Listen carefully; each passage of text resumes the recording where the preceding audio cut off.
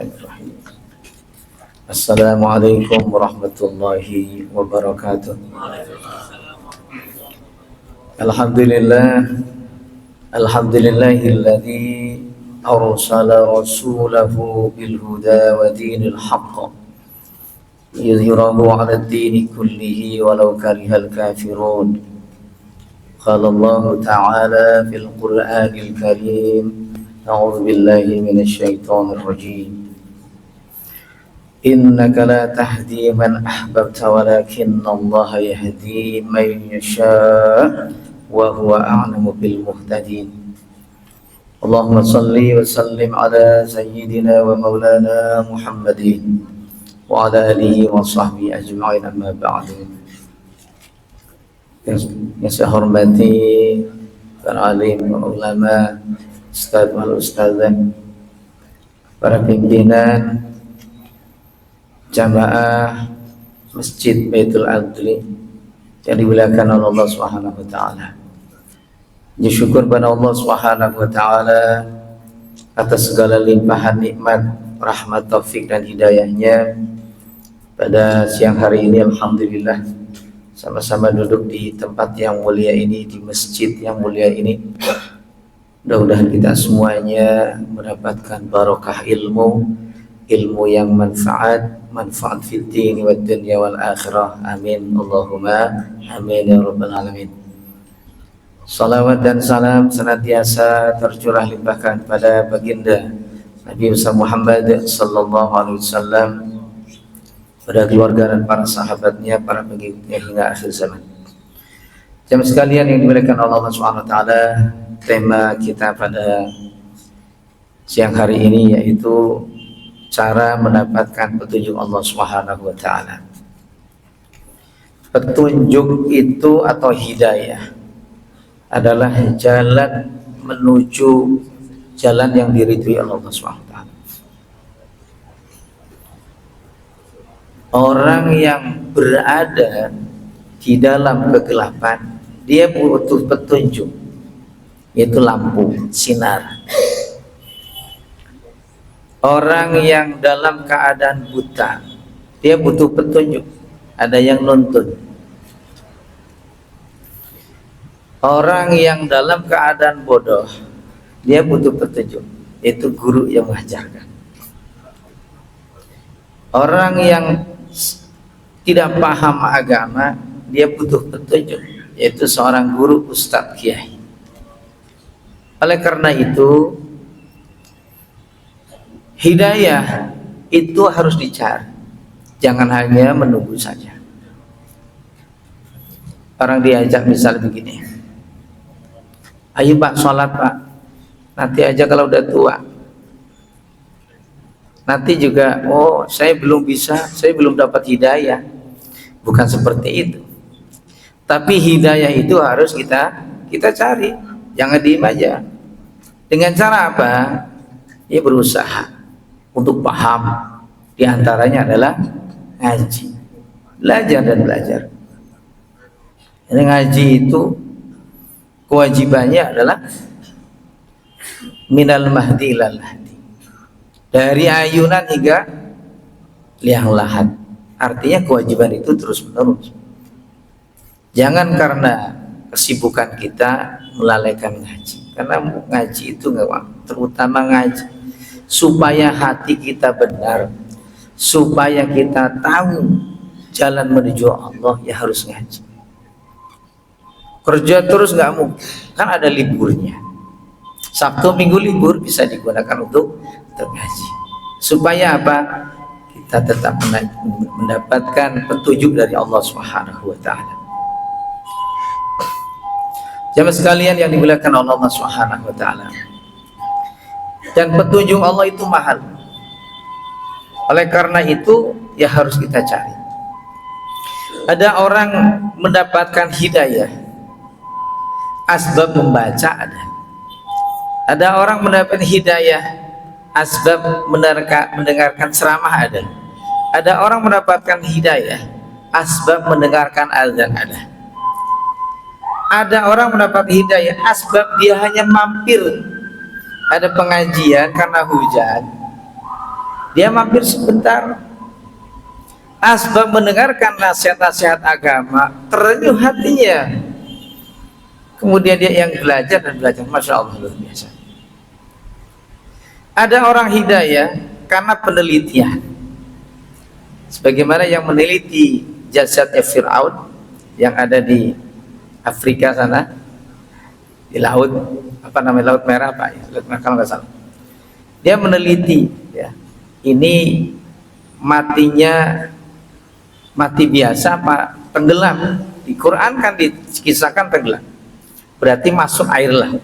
Ternyata diteliti, di apa namanya, paru-parunya itu ada garam, berarti dia kemasukan air laut. Asbab itu mereka masuk ke dalam Islam, Masya Allah. Hidayah itu perlu dicari. Yang malas sholat diajak biar dia menemukan jalan hidayah. Jamaah sekalian yang dimuliakan Allah SWT. Dan kita pun tidak bisa memaksakan supaya orang mendapatkan hidayah.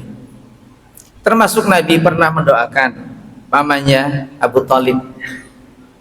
Abu Thalib ini adalah garda terdepan dalam membela perjuangan dakwah Nabi sallallahu alaihi wasallam. Ketika beliau masih ada, orang-orang kafir itu agak segan untuk menyerang Nabi. Tetapi ketika beliau meninggal, tidak ada yang ditakuti lagi orang-orang kafir. Dan Nabi mendoakan, ya Allah, didoakan, ditegur oleh Allah Subhanahu wa taala. Tidak pantas wahai Nabi, ya, karena beliau sampai akhir hayatnya tidak mengucapkan syahadat. Allah Subhanahu wa taala berfirman di dalam surah Al-Qasas ayat 56, innaka la tahdi man ahbabta innaka la tahdi man ahbabta walakinnallaha yahdi man yasha wa huwa a'lamu bil muhtadi.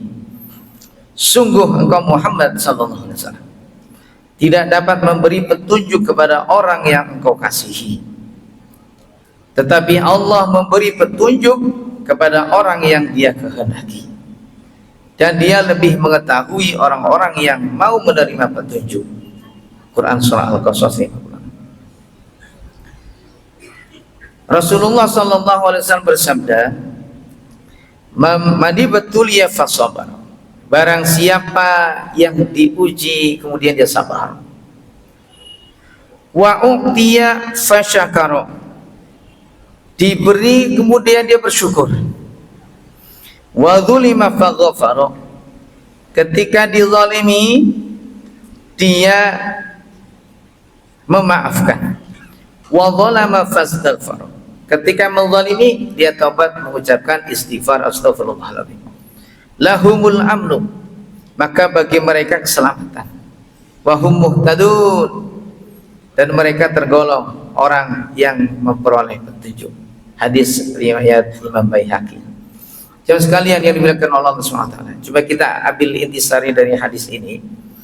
Yang pertama adalah mani betuliya fasabar, ya. Ketika diuji dia sabar. Sabar ada 3. Sabar dalam ketaatan, artinya kita taat pada Allah, sabar. Sholat ya sabar, ya ibadah haji kalau nggak sabar repot, ya. Tawaf ya sabar, nggak usah buru-buru, ikuti arusnya, nggak usah buru-buru, bisa keinjak. Lagi sa'i juga sama, apalagi lagi balang jumroh yang penuh kayak gitu. Kalau nggak sabar dengan keikhlasan, dengan kesungguhan, kemudian bersabar di dalam kemaksiatan, artinya jangan mudah terpengaruh dengan berbuat maksiat. Diajak maksiat, mohon maaf, bersabar dan bersabar. Kemudian bersabar ketika sakit atau keluarganya meninggal. Nah, ini juga bersabar. Allah menguji semuanya kesabaran kita. Termasuk bila bapak pimpinan punya anak buah yang agak susah gitu ya. Rewel, susah disuruh, sabar. Sebaliknya, kalau Anda punya pimpinan yang kadang suka marah-marah, ya sabar, itu ujian. Atau kalau di rumah istri marah-marah mulu, ya sabar, itu ujian bapak-bapak semuanya. Ya. Jadi semua yang kita lakukan adalah semua ujian. Bagaimana kita mengatasinya? Allah SWT berfirman, وَلَنَبْلُوَنَّكُمْ بِشَيْءٍ مِّنَ الْخَوْفِ وَالْجُوعِ وَنَقْصٍ مِّنَ الْأَمْوَالِ وَالْأَنفُسِ وَالثَّمَرَاتِ وَبَشِّرِ الصَّابِرِينَ. Dan sungguh akan kami berikan cobaan kepada kamu minal khauf, dari ketakutan, wal ju'i, kelaparan, wa naqsim minal amwal, kekurangan harta, wal anfus, dan jiwa, was samarat, dan buah-buahan, wa basyiris sabirin, dan berikanlah kabar gembira kepada orang-orang yang sabar. Alladzina idza asabathum musibah, itu mereka yang ketika ditimpa musibah, qalu inna lillahi wa inna ilaihi raji'un. Mereka mengatakan inna lillahi wa inna ilaihi raji'un. Sesungguhnya kami dari Allah dan kami pula akan kembali kepada Allah Subhanahu wa taala. Ulaika alaihim salawatum mir rabbihim rahmah. Mereka itulah yang mendapatkan keberkahan yang sempurna dan rahmat dari Tuhan mereka. Wa ulaika humul muhtadun, dan mereka itulah orang-orang yang mendapat petunjuk. Quran surat Al-Baqarah ayat 155 sampai 157. Jamaah sekalian yang dimuliakan oleh Allah Subhanahu wa taala, di ayat yang lain di surah Ali Imran, ya ayyuhalladzina amanu isbiru wasabiru warabitu wattaqullaha la'allakum tuflihun. Hei orang-orang yang beriman, bersabarlah dan kuatkanlah kesabaranmu, dan tetaplah bersiap siaga di perbatasan negerimu. Wattaqullah, dan bertakwalah kepada Allah, la'allakum tuflihun, supaya kamu beruntung. Quran surah Ali Imran ayat 200. Ini yang pertama, bahwa orang yang mendapatkan hidayah dari Allah, yang pertama adalah harus senantiasa bersabar. Yang kedua adalah senantiasa bersyukur atas pemberian yang diterimanya. Ada sabar, yang kedua adalah syukur. Rasa syukur ini harus kita wujudkan. Allah Subhanahu wa taala berikan nikmat pada kita. Nikmat mata bisa berkedip, bisa melihat, lidah kita bisa bergerak, tangan dan kaki kita bisa bergerak, semuanya ini nikmat dari Allah Subhanahu wa taala. Matahari yang Allah putarkan, bumi Allah putarkan, kita tidak pernah memesan, tapi Allah sediakan langsung tanpa kita sadari. Nah, ini perlu disyukuri semua nikmat yang Allah berikan kepada kita. Punya anak, punya istri, disyukuri alhamdulillah. Punya rumah, punya sawah, punya mobil, disyukuri alhamdulillah. Ya. Tidak punya utang, alhamdulillah ya. Jadi kemudian bagaimana kita bersyukur dengan cara kita coba mencontoh bagaimana sifat-sifat Nabi. Sifat Nabi kan ada sifat wajibnya. Ada sidik jujur, ada amanah, menyampaikan amanah, ada fatanah cerdas, ada tabligh, menyampaikan dakwahnya. Hendaknya buat seorang pimpinan, rasa syukurnya yang mempunyai anak buahnya diperlakukan dengan baik, diberikan haknya dengan baik. Di antara syukurnya seperti itu, amanahnya disampaikan, ya, tidak dikurang-kurangi. Kemudian satu sidik jujur. Jujur ini luar biasa, berat. di gedung KPK itu ada tulisan berani jujur hebat. Itu sekarang itu kan kita itu krisis moral, Pak. Di antara krisis moralnya itu jujur. Cari orang jujur, masya Allah beratnya. Ya. Makanya banyak berita di TV, banyak korupsi, masya Allah. Itu kenapa? Karena tidak menggunakan ilmu agama dengan sebaik-baiknya. Belajar dari hal-hal yang kecil, berani jujur. Ya. Ini karakter berat yang memang harus diajarkan. Amanah menyampaikan, kemudian fatonah yang cerdas, dan tablik adalah menyampaikan. Amanah tanggung jawab, ya. Tanggung jawab yang besar, punya janji harus ditepati. Yang sekalian yang dimuliakan Allah Subhanahu wa taala, ini bersyukur, ya, semuanya kita bersyukur pada Allah Subhanahu wa taala. Wa in ta'adzana rabbukum la in syakartum la azidannakum wa la in kafartum inna 'adzabi lasyadid. Dan ingatlah juga tatkala Tuhanmu memaklumkan,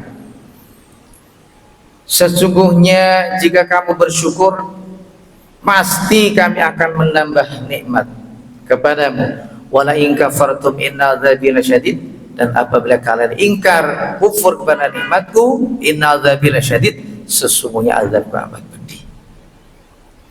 Yang ketiga pesannya adalah hadis yang tadi, yaitu memaafkan orang yang menzaliminya. Setiap orang punya salah. Orang berbuat salah harusnya minta maaf. Orang yang dizalimi, ya, bagusnya memaafkannya. Khudhil afwa wa'mur bil 'urfi wa 'arid 'anil jahili. Jadilah engkau pemaaf dan suruhlah orang mengerjakan yang ma'ruf, serta berpalinglah dari orang-orang yang bodoh. Quran surat Al-A'raf ayat 199. Memaafkan, minta maaf itu berat, tapi yang lebih berat lagi adalah memberikan maaf, berat. Banyak orang salah minta maaf banyak, tapi orang memberikan maaf itu masya Allah beratnya luar biasa, ya. Tapi ini pahalanya luar biasa, ya. Wal 'afina 'anil nas di surah Al-Imran juga ada, ya. Dan memaafkan kesalahan orang lain. Dan yang terakhir adalah, ya, pesan tadi di dalam hadis tadi, taubat atas kezaliman yang telah dilakukan kepada orang lain. Jikalau kita punya salah, punya dosa, tidak usah malu-malu, minta maaf, kembalikan haknya, dan kita bertaubat pada Allah SWT. Tidak cuma minta maaf kalian, tapi haknya tidak diberikan, itu salah juga. Apa yang kita ambil haknya kasihin, minta maaf, kemudian kita serahkan kepada Allah Subhanahu wa taala. Allah Maha Pemberi taubat. Innallaha yuhibbut tawwabina wa yuhibbul mutatahhirin. Sesungguhnya Allah menyukai orang-orang yang bertaubat dan menyukai dan mensucikan orang-orang yang mensucikan diri. Quran surah Al-Baqarah ayat 222. Jamaah sekalian yang dimuliakan Allah Subhanahu wa taala, jadi saya simpulkan bahwa di dalam hadis yang tadi, bagaimana kita ingin mendapatkan petunjuk Allah Subhanahu wa taala, di antaranya adalah senantiasa kita bersabar di dalam kehidupan kita. Kemudian bersyukur bila kita diberikan nikmat Allah Subhanahu wa taala, memberikan maaf pada orang-orang yang menyakitinya, yang menzaliminya, dan juga kita bertaubat bila kita punya salah dan dosa.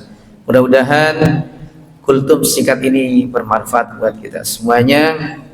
Kurang lebihnya mohon maaf. Wallahul muwaffiq ila aqwamit thoriq. Assalamualaikum warahmatullahi wabarakatuh.